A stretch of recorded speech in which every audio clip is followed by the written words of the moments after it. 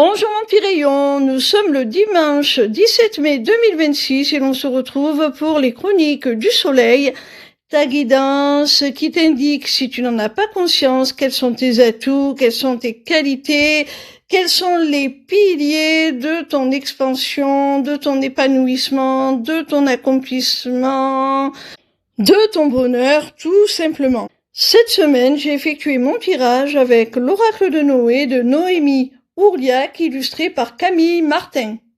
La première carte que j'ai tirée est celle de l'aide.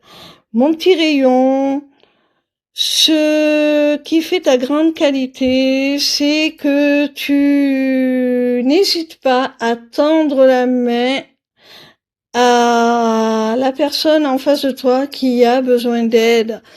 Et cet altruisme, tu en es récompensé parce que on te le rend bien lorsque toi aussi tu en as besoin. Cette carte, elle nous montre également que tu as suffisamment d'humilité pour reconnaître lorsque toi-même tu as besoin d'aide et la réclamer.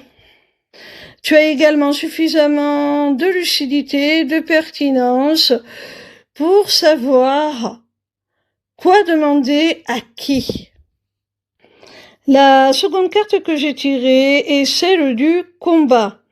Cette carte, elle te montre, mon petit rayon, que tu sais te défendre. Tu sais aller au front lorsque c'est nécessaire.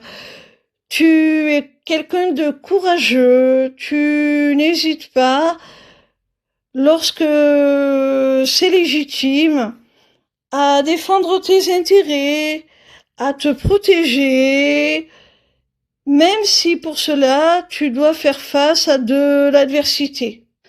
La troisième carte que j'ai tirée est celle de la connaissance. Cette carte, elle nous montre que tu es quelqu'un de cultivé. Tu es quelqu'un avec un certain bagage intellectuel, mais aussi spirituel, j'ai envie de dire. Cette connaissance, c'est aussi une forme d'initiation, d'ouverture d'esprit. Tu sais apprendre de tes erreurs. Tu as la curiosité de toujours être en quête de nouveaux apprentissages. Et encore une fois, tu as l'honnêteté et l'humilité suffisantes pour reconnaître tes lacunes, et ça te permet tout simplement de les compenser, d'évoluer, d'apprendre de nouvelles connaissances pour combler ces lacunes, tout simplement. La quatrième carte est celle du messager. Cette carte, elle te dit, mon petit rayon, que tu es quelqu'un de très réceptif. Tu es quelqu'un d'intuitif. Tu sais capter les présages de l'univers, du divin, de l'invisible, peu importe comment tu l'appelles. Et ça t'est utile pour anticiper les aléas, te diriger vers ce qu'il y a de mieux pour toi. Tu peux même avoir, dans une certaine mesure, des capacités médiumniques. Pourquoi pas? Ça peut être le cas, notamment si on associe la carte précédente de la connaissance avec celle-ci. De façon plus concrète, tu peux être un très bon pédagogue aussi, hein.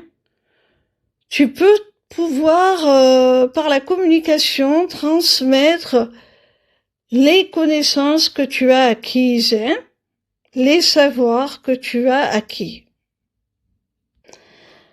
Le messager, c'est cette capacité que tu as donc à percevoir les signes subtils, les messages subtils de l'invisible, mais c'est aussi cette capacité que tu as à retransmettre ces signes, ces présages, ces messages.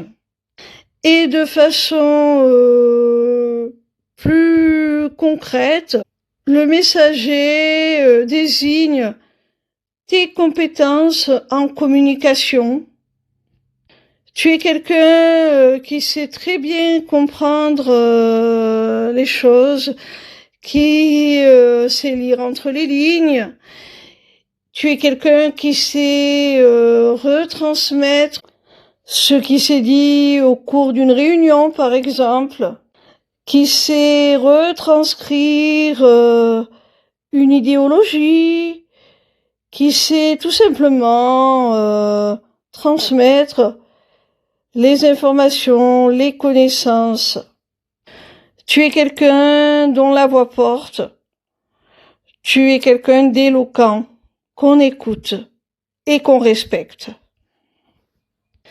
La 5e et dernière carte est celle du passé. Cette carte, elle nous montre que tu as su faire de tes expériences passées, bonnes ou mauvaises, un tremplin pour ton avenir. Tu as su retirer du passé les enseignements nécessaires pour t'améliorer tout simplement dans le futur et améliorer ta condition à tous les niveaux. Ton passé n'est pas un poids, un boulet que tu traînes.